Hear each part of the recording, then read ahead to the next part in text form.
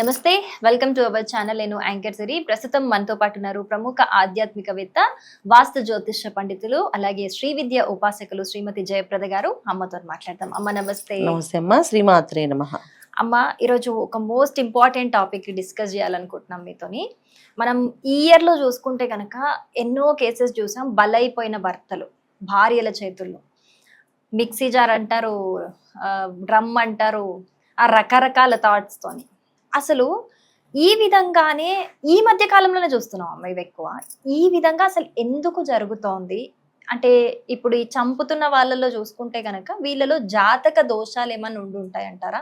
అంటే జాతకం సెట్ అవ్వకుండా పెళ్లి చేసుకోవటము, లేకపోతే వాళ్ళ కర్మ ఫలితాలు అసలు ఏ విధంగా చూసుకోవచ్చు? ఇది ఒక టాపిక్ లో మాకు ఒక ఐడియా వచ్చింది. ఏంటి అని అంటే, దీన్ని బేస్ చేసుకొని అసలు ఏ రాశి వారికి ఏ రాశి వారిని చేసుకుంటే బాగుంటుంది జీవితం అనేది ఒక 12 రాశులకు సంబంధించి ద్వాదశ రాశుల గురించి చేద్దాము అని అనుకున్నాము. సో ఈ రోజు ఆ వీడియో చేద్దామమ్మా. మీ ఒపీనియన్ ఏంటి? తప్పకుండా. అంటే చాలా మంచి విషయం ఇది. అయితే ఇది చంపడం అనేది కొంచెం బాధాకరమైన విషయమే. ఎందుకంటే ఇలా ఎందుకు తయారవుతున్నారు అనే దానికి జాతకంలో ఉండే గ్రహస్థితులు బట్టి ఉంటుంది. కొన్ని విషయాల్లో కొన్ని ప్రారంధ కర్మలు అనుభవించాల్సిన రాక్షసత్వాలు ఉన్న లక్షణాలు కూడా ఉంటాయి. ఇంకొకటి ఏంటంటే, జాతకంలో ఒక్కొక్కరికి కొన్ని సైకాట్రిస్ట్గా కొన్ని ప్రాబ్లం ఉంటాయి. అంటే వాళ్ళ మెంటల్గా కొన్ని ప్రాబ్లమ్స్ ఉన్న వాళ్ళు ఉంటారు. సో మనం జాతకాన్ని పూర్తిగా పరిశీలిస్తే అమ్మాయి క్యారెక్టర్ ఎటువంటిది, అబ్బాయి క్యారెక్టర్ ఎటువంటిది, వాడు ఈ అబ్బాయి ఎలాంటి లక్షణాలు కలిగిన అంటాడు, ఏ సమయంలో ఎలా ఉంటాడు అనేది జాతకంలో తెలుస్తుంది. అలాగే అమ్మాయి జాతకంలో కూడా ఈ అమ్మాయి ఎలాంటి కేటగిరీ అమ్మాయి, సో ఏ జీవితంలో ఏ సాధిస్తుంది, ఏదైనా ఇబ్బంది పెట్టే సిచ్యువేషన్స్ కూడా నడుస్తాయా అనేది కూడా జాతకంలో తెలుస్తుంది. సో మన జాతకాలను పూర్తిగా పరిశీలించాలి. ఇప్పుడు అందరూ ఏంటంటే, జాతకం చూడండి కలిసిందా, వివాహం చేసుకోవచ్చు అని అడుగుతారు తప్ప అమ్మాయి క్యారెక్టర్ కరెక్ట్గా ఉందా, అబ్బాయి క్యారెక్టర్ బాగుందా అని ఎవరు అడగరు. సో ఎవరు అడగరు, ఎవరు డిస్కస్ చేయరు. జాతకంలో ప్రతిదీ తెలుసుకోవాల్సిన ఏంటంటే, వాళ్ళిద్దరు కలవడమే కాదు, ఇద్దరు ఆలోచనలు కూడా బాగున్నాయో లేదు చూడాలి.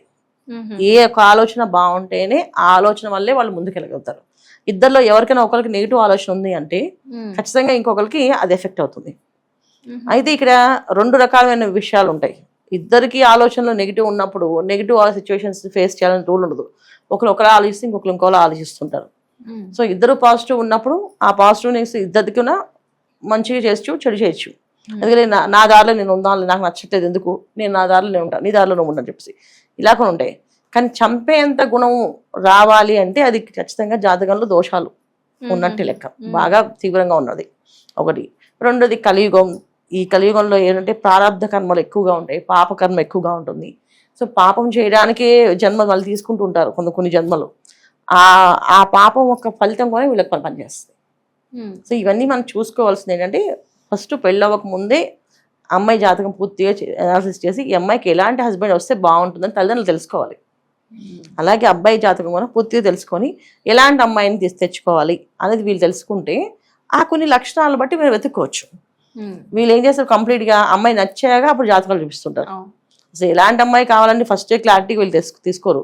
ముందు చూసుకుంటారు, బ్యాక్గ్రౌండ్ కావాలంటారు, ఆస్తి అంతస్తులు చూస్తారు. ఇవన్నీ కాదు, అబ్బాయికి మంచి గుణం ఉందా లేదా, అబ్బాయికి ఎలాంటి అమ్మాయి కావాలి, అమ్మాయి మంచి గుణవంతురాలా కాదా, ఈ అమ్మాయికి ఎటువంటి అబ్బాయి వస్తాడు అని చెక్ చేసుకుంటే 100% ఈ ప్రాబ్లమ్స్ రాకుండా బయటపడే అవకాశం ఎక్కువ ఉండడమే పెద్ద విషయం ఈ రోజుల్లో. ఖచ్చితంగా కదా. అందుకని సో మనం చూసుకోవాల్సింది ఏంటంటే, ఖచ్చితంగా ఈ కంపేటబిలిటీ అనేది ఏవో పాయింట్స్ కింద చూస్తారు, పాయింట్స్ కాదు, లక్షణాలతో చూడాలి. సో ఈ రోజుల్లో కావాల్సింది లక్షణాలు అలా అనమాట. అమ్మ, ఇప్పుడు తర్వాత వృశ్చిక రాశి. మరి వృశ్చిక రాశి వారికి మిగతా ఏ రాశి వారితో జోడీ బాగుంటుంది, అండర్స్టాండింగ్ అంతా బాగుంటుంది అంటారు? వృశ్చిక రాశి జనరల్గా అధిపతి కుజుడు కనుక ఈ రాశిలో ఉండేది ఏంటంటే జలతత్వ రాశిది. జలతత్వ రాశి కుజుడు అధిపతి. అందువల్ల ఏంటంటే అగ్ని నీరు ఒకేలాగా ఉండవు కనుక, కూర్చోటి నిర్మలం కనుక వీళ్ళ ఆలోచనలు ఎమోషన్స్ అన్ని కూడా లోపల ఉంటాయి.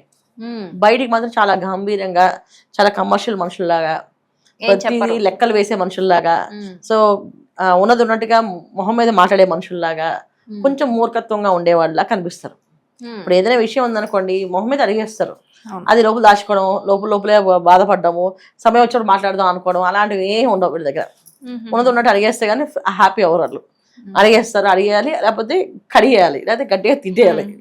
అలా అయిపోయిన తర్వాత అప్పుడు వీళ్ళు ఫ్రీ అవుతారు. మళ్ళీ మనసులో ఏమి ఉంచుకోరు. ఏదో శత్రుత్వాలు, ఏదో వేల శత్రువులాగా మార్చడం కానీ, మెయింటైన్ చేయడం కానీ అలాంటివి ఏమి ఉండవు. కోపం వచ్చినప్పుడు మాట్లాడేస్తారు. అలా బోళతత్వంగా మాట్లాడడం ఒకటి మైనస్ పాయింట్గా అనిపిస్తుంది ఎదుటి వాళ్ళకి.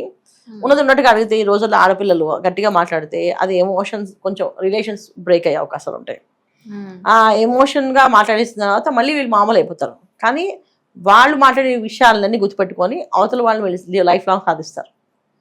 నువ్వు మామూలు విషయం కాదు, నువ్వు మామూలుగా టైం వస్తే అలా మాట్లాడేస్తే ఇలా అడుగుతావు, ఇలా చేస్తావు అని చెప్పేసి ఇలా మాట్లాడే తత్వం ఎక్కువగా ఉంటుంది కనుక వీళ్ళని కొంచెం బ్యాలెన్స్ చేసే విధంగా ఎప్పుడు ఎక్కడ మాట్లాడాలి. ఇప్పుడు అన్నీ మాట్లాడచ్చు, తప్పేం లేదు, ఉన్నట్టు మాట్లాడడం తప్పేం లేదు. కాకపోతే సమయం సందర్భం ఎక్కడ ఎలా మాట్లాడాలి. ఇప్పుడు ఒక వివాహం జరుగుతుంది, అక్కడ నీకు నచ్చలేదు, కోపం వచ్చింది, అరిచాము. అప్పుడు వివాహానికి వచ్చిన వాళ్ళందరూ మనగా చూస్తారు.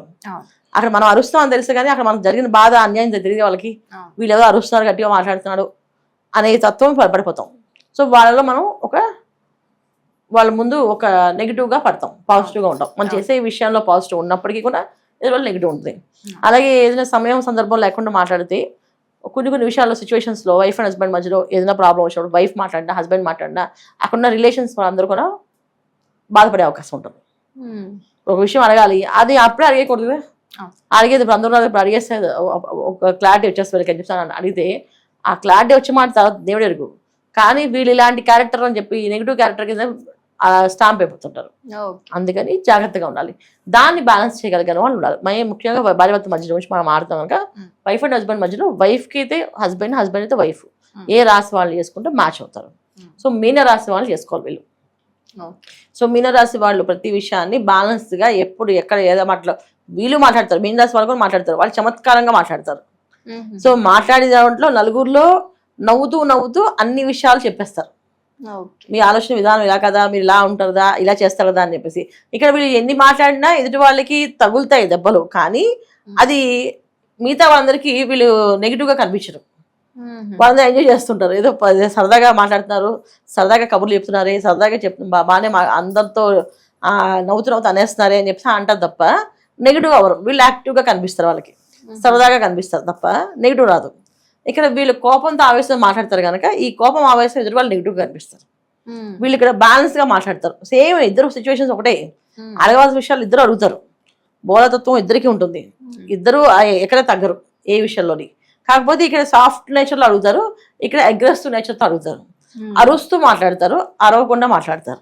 ఓకే, సో బ్యాలెన్స్ అవుతుంది. సో అరవకుండా మనం మాట్లాడామనుకోండి, అరవకుండా కూర్చొని ఎంత చెప్పినా ఎదుటి వాళ్ళకి అది ఖచ్చితంగా వాళ్ళకి తగలవలసిన వాళ్ళకి ఖచ్చితంగా తగులుతాయి. మిగతా వాళ్ళందరూ ఏదో మాట్లాడుకుంటున్నారా అని అనుకుంటారు తప్ప నెగిటివ్గా ప్రొటెక్ట్ అవ్వరు. అది మెయిన్ ఇంపార్టెంట్. అందుకని సో వృశ్చిక రాశి వాళ్ళు మీన రాశి వాళ్ళకి మ్యాచ్ అవుతారు. మ్యాచ్ ఫర్ ఈచ్ అదర్గా వీళ్ళిద్దరిని వివాహం చేసుకుంటే అన్ని విధాల అన్ని విషయాల్లోని బ్యాలెన్స్ చేయగలుగుతారు. ఫ్యామిలీ విషయంలో ఇద్దరికి ఒకటే బాండింగ్ ఉంటుంది. సో ఫ్యామిలీ ఫస్ట్ ప్రయారిటీ, తర్వాత మిగతా ప్రయారిటీస్. ఇద్దరికి కూడా అదే ఆలోచనలు ఉంటాయి. సో ఇద్దరు ఒకే ఆలోచన ఉన్నప్పుడు ఏమవుతుంటే తను ప్రేమించుకోవాలి, తర్వాత కుటుంబాన్ని ప్రేమించాలి, తర్వాత సొసైటీని ప్రేమించాలి. ఇద్దరు ఆలోచన అంతే. సో వీళ్ళు మీన రాశి వాళ్ళు అంతే, వాళ్ళు ఫస్ట్ ప్రేమించుకుంటారు. సో తర్వాత బయట వాళ్ళని ప్రేమించాలనుకుంటారు. ముందు వాళ్ళని, వాళ్ళ కుటుంబాన్ని, తర్వాత బయట వాళ్ళని ప్రేమించాలి. అలాగే వృశ్చిక రాశి వాళ్ళు అంతే, వాళ్ళు ఫస్ట్ ప్రేమించుకుంటారు, తర్వాత వాళ్ళ ఇంట్లో వాళ్ళు ప్రేమిస్తారు. కాకపోతే వీళ్ళు చెప్పే ప్రతి ఒక్క మాట ఎమోషన్ ప్లస్ అగ్రెసివ్గా ఉంటుంది. గట్టిగా అరవడము, గట్టిగా మాట్లాడము ఉంటుంది.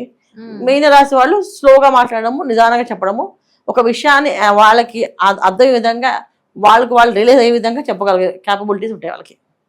అందువల్ల వీళ్ళకి మ్యాచ్ అవుతుంది. ఇప్పుడు వీళ్ళ బాధని వాళ్ళే కరెక్ట్గా తీర్చగలరు. ఇప్పుడు ఒక అమ్మాయి వచ్చింది, నన్ను అవమానించండి పెళ్ళిలో, నాకు ఇలా జరిగిందండి అని సరే హస్బెండ్ చెప్పింది అనుకో, మీన రాశి హస్బెండ్ సరే ఎవరెవరు అవమానించారు అన్ని లిస్ట్ తీసుకొని మళ్ళీ ఎప్పుడైతే పెళ్లి బంత్ వస్తుందా ఆ బంతిలో అందరికీ కూర్చోబెట్టి ఒకటి పాయింట్ అన్ని అడిగేస్తాడు. సో ఇక్కడ ఈ అమ్మాయి హ్యాపీ అయిపోతుంది, మా ఆయన అడిగేశారు నన్ను, నాకు సపోర్ట్ మా ఆయన ఉన్నారని చెప్పేసి. అక్కడ అడగాల్సిన పాయింట్స్ అని చురుకుపడాల్సిన పడ్డాయి వాళ్ళకి. నెక్స్ట్ టైం నుంచి ఈ అమ్మాయి అంటే వాళ్ళు భయపడతారు, అమ్మ మళ్ళీ వీళ్ళు ఆయన వస్తారు పెద్ద పేపర్ పట్టుకొని చెప్పేసి. సో పెద్ద పేపర్ పట్టుకొని వచ్చి మళ్ళీ బాగా చమత్కారంగా అనవసరం అనేస్తారు, అమ్మో మీ ఆయన మామూలు కాదమ్మా అని చెప్పి భయపడతారు.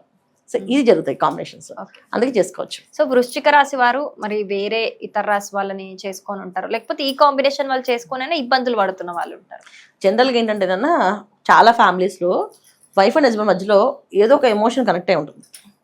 దానివల్ల ఎన్ని గొడవ పడినా ఆ ఎమోషన్కి వాళ్ళు బాండ్ అయి ఉంటారు, కట్టుబడి ఉంటారు. సో ఒకసారి పెళ్ళి అయిపోయిన తర్వాత మనం దాన్ని ఇంకా తిరిగి చూడకూడదు, అయిపోయింది వివాహం. దాన్ని మార్చుకునే విధానంగా మార్చుకోవాలి. అంటే ఏమేం చేస్తే ప్లస్ పాయింట్స్, సో మా ఆయనకి ఏం చేస్తే మంచివి, మా ఆవిడకి ఏం చేస్తే మంచిది, సో తను నేను హ్యాపీగా ఉండాలంటే ఏం చేసుకోవాలి, మేమిద్దరం హ్యాపీగా ఉండాలంటే ఏమేం చేసుకోవాలి అని ఇద్దరు ఆలోచించుకొని దాన్ని మార్చుకోవాలి తప్ప అయ్యో నేను ఈ రాశి వాళ్ళు పెళ్లి చేసుకోలేకపోయినా అందుకే నాకు మ్యాచ్ వద్దా అంత అని కొత్తగా తీసుకోకూడదు. ఎందుకంటే బ్రహ్మముడి అనేది బ్రహ్మదేవుడు వేసిన ముడి. మనకి పెళ్లిలో బ్రహ్మముడి అని వేస్తారు కదా, పెళ్ళిన తర్వాత ఇద్దరికి కడతారు అగ్ని చుట్టూ ప్రదక్షిణాలు చేయడానికి. ఈ అగ్ని చుట్టూ ప్రదక్షిణాలు చేసినప్పుడు ఈ బ్రహ్మముడి ఎవరైతే పడిందో ఆ ముడి అది వీళ్ళది కాదు ఆలోచన, పైవాడిది ఆలోచన. ఆ పైవాడు వీళ్ళిద్దరి చేత కొన్ని కర్మలు చేయించాలి కనుక ఇద్దరిని ఈ ఇంట్లో కట్టుబడి పెట్టేశారు. సో ఈ ఇంట్లో సేవలు చేయడానికి ఆ అమ్మాయికి ఆ ఇంటికి ఆ అమ్మాయికి ఏదో గత జన్మ సంబంధం ఉంటుంది. అలాగే ఈ అబ్బాయికి ఈ అమ్మాయి వాళ్ళ ఇంట్లో గత జన్మ సంబంధం ఉంటుంటుంది. ఈ సంబంధాల వల్ల వీళ్ళిద్దరూ కలిసి ఉండాలి, కలవాలి అని పూర్వం జాతకాలు చూసుకునేవాళ్ళు కదా. అందుకే వివాహాలు మంచి కుటుంబం అంటే పెళ్లి చేసేసుకునేవాళ్ళు అంతే. ఇప్పుడు జాతకాలు ఎందుకు చూసుకోవాలండి, ఇప్పుడున్న కాలం అంతా కూడా ఏంటంటే అండర్స్టాండింగ్ చాలా తక్కువగా ఉంది. ఆలోచన విధానం చిన్న చిన్న విషయాల్ని ఎక్కువ ఫోకస్ చేస్తున్నారు, పెద్ద పెద్ద విషయాలను వదిలేస్తున్నారు. ఆ చిన్న విషయాల మీద ఫోకస్ చేసుకొని వాళ్ళ కుటుంబాలు విడిపోతున్నాయి కనుక, కుటుంబాలు బాధపడుతున్నాయి కనుక ఇప్పుడు తల్లిదండ్రులకి ఎంత బాధ ఉంటుంది. ఇప్పుడు అమ్మాయికి రెండో పెళ్లి చేయాలన్నా అబ్బాయికి రెండో పెళ్లి చేయాలన్నా ఎంత బాధ, కష్టం, ఎంత పెయిన్ ఉంటుంది. ఫస్ట్ వాళ్ళకి పెళ్లి కావకుండా కష్టపడుతున్నాం, పెళ్లి అయిన వాళ్ళు మళ్ళీ పెళ్లి చేయాలంటే అది ఇంకా టార్చర్. ఒక పెళ్ళి పిల్లలు ఉండి ఆ పిల్లలు వాళ్ళు సరిగా చూసుకోవట్లేదు, ఇద్దరు కొట్టుకుంటున్నారు అంటే ఆ పిల్లల భవిష్యత్తు ఏంటి అని చెప్పేసి తల్లిదండ్రులకు ఒక పెద్ద మానసిక సంఘర్షణ. ఈ బాధల నుంచి బయటపడడానికి మాత్రమే ఇప్పుడు చేసుకోవాల్సిన వాళ్ళకి మాత్రమే ఇవి చెప్పడం. కానీ ఆల్రెడీ పెళ్ళి అయిపోతే మీకున్న సమస్యల్ని లోపాలని మార్చుకోవడానికి ప్రయత్నం చేయండి అంతే. రైట్ అమ్మా, చాలా బాగా చెప్పారమ్మా.